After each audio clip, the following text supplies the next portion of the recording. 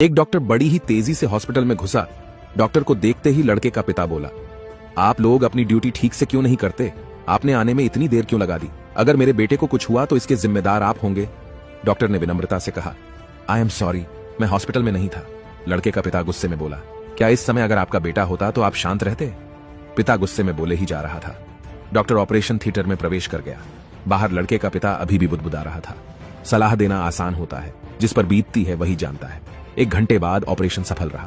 ये सुनते ही लड़के के परिजन खुश हो गए और डॉक्टर से सवाल पर सवाल पूछने लगे। वो कब तक पूरी तरह से ठीक हो जाएगा, उसे डिस्चार्ज कब करेंगे?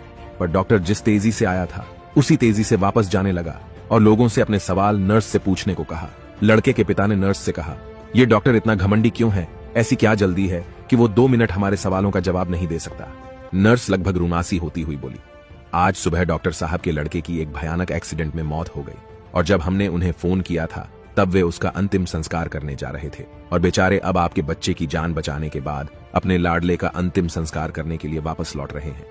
यह सुन लड़के के परिजन और पिता स्तब्ध रह गए और उन्हें अपनी गलती का एहसास हो गया। दोस्तों, बहुत बार हम किसी सिचुएशन के बारे में अच्छी तरह जाने बिना ही उस पर रिएक्ट कर देते हैं, पर हमें चाहिए कि हम खुद पर नियंत्रण रखें और पूरी स्थिति को समझे बिना कोई नकारात्मक प्रतिक्रिया न दें, वरना अनजाने में हम उसे ही ठेस पहुंचा सकते हैं जो हमारा ही भला सोच रहा हो।